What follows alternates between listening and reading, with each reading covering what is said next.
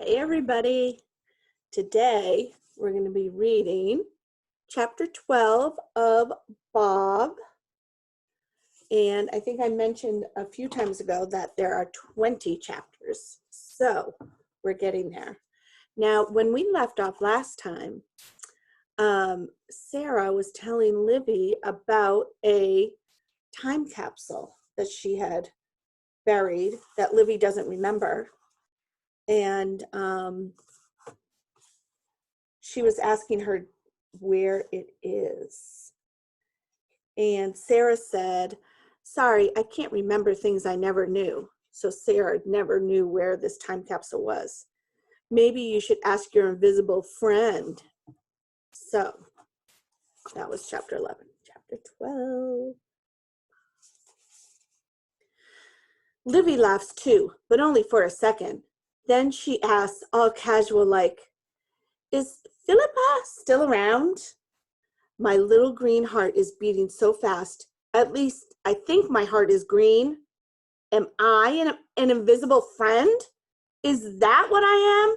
No superpowers or magic? Is this why Livy's mom couldn't see me? And perhaps most importantly, is there someone else like me? I hold my breath until Sarah answers. Not anymore, of course. Instead of being disappointed, my heart quickens even more. Does that mean Sarah's invisible friend found her way home? Maybe Sarah knows how to get me home too. Ask her, I want to shout to Livy. Ask her how she got Philippa home. Oh, Livy says quickly, duh, of course. She grabs a cookie from the plate. I can tell she's not going to let this drop. Still, making it sound like no big deal, she says, so what kinds of things did you do together? Philippa, I mean. Sarah reaches for another cookie too. At the rate they're chomping through these cookies, I hope there's no hope of any being left over for me.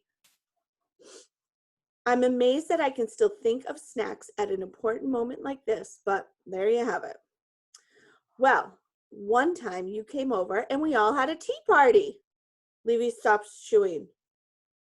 I brought my invisible friend over to your house for a tea party? Sarah shakes her head.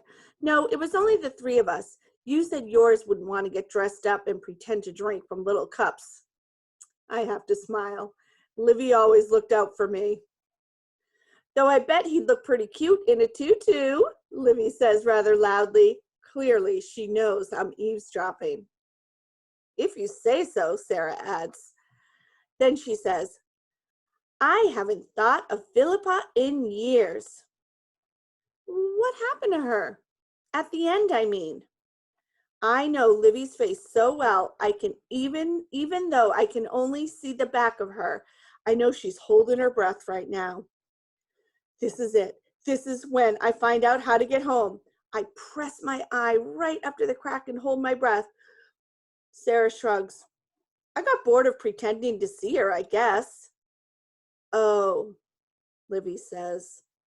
It's a sad oh. Sarah's invisible friend wasn't real. Not in the same way I'm real. I feel foolish and slump down on the floor. Unfortunately, I land squarely on the mast of the pirate ship and jump back up with the Legos sticking where Legos shouldn't stick. I must have made a noise because both girls turned to face the closet. Livy jumps up. Thanks for coming today. It was fun. I'm still kind of jet lagged though, so I'm going to take a nap. Okay, Sarah says, standing up from the rug. Livy looks all around the room and grabs one of those creepy dolls. Do you want to borrow Abigail? I'm sure my mom won't mind. No thanks, Sarah says. And I think she's finally going to leave because one hand is on the door now, but then she says, do you want to hang out later? I can't, Livy says. I'm making a cake with my grandmother now that the baby is out of the house. Then they leave to walk downstairs, and I come out of my closet and sit on the edge of the bed. Only crumbs are left on the cookie tray. Why am I not surprised? Livy comes back in and closes the door and flops on the bed. I think you need a larger chicken suit. That one's like 5 times too small for you now. Before I can argue that no one taught me proper laundry techniques, she reaches under her pillow and pulls out a cookie. Saved you one. I lean past the cookie and reach around her and hug her bony shoulders. You smell clean, but what's that for? She asks when I finally let go. For the cookie. For not making me go to a tea party. For tape recording stories for me to listen to, even though I never got them. I guess you saw the dancing, she says. You've got some good moves, she smiles. I do, don't I? You don't need to feel bad about leaving me in the closet, I blurt out, then take a bite of the cookie. I chomp and talk and crumbs fly out as I'm trying to explain how I never was alone because I had my imagination to keep me company. Man, this cookie tastes good. When I finally run out of words, she says, Didn't anyone tell you not to talk with your mouth full? All I heard between crunches was something about exploring your inner Bob. I swallow my last bite. That's pretty much the gist of it.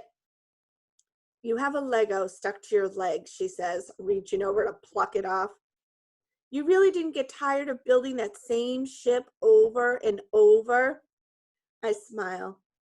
In between, I'd make whatever word I was reading in the dictionary. The aardvark was my first. I was particularly proud of that one. She tilts her head at me. How many different objects can you make from one pirate ship? Exactly 3,009 so far. She nods, clearly impressed. It is impressive. So it was a ship, but also all those other things. Yes. She tosses the Lego piece back into the closet and grabs her shoes. Where are you going? I ask. We are going to search the farm for that time capsule Sarah talked about. One thing can be lots of other things, right?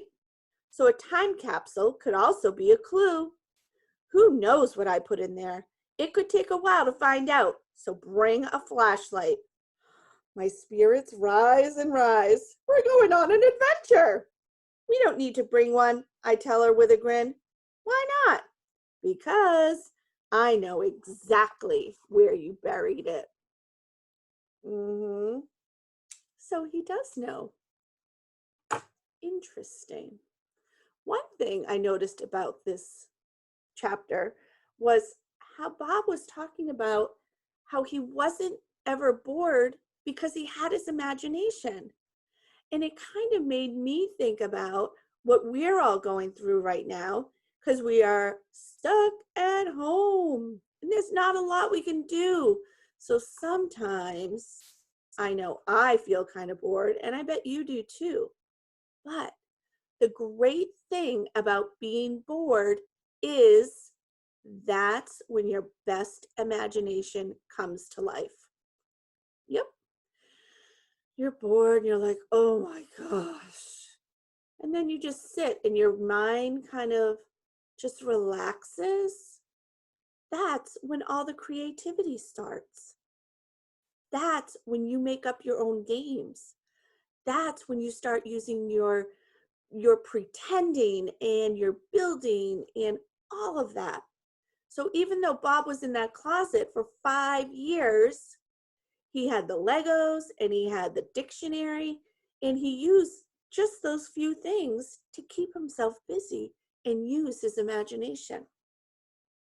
So that made me think when I read this chapter, it just reminded me of what we're going through right now.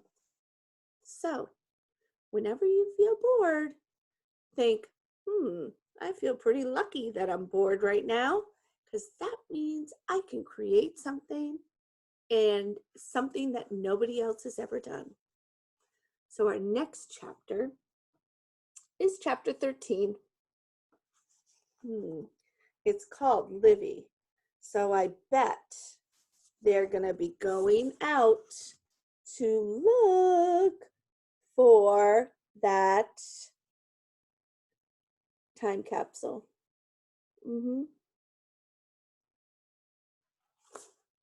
See you next time.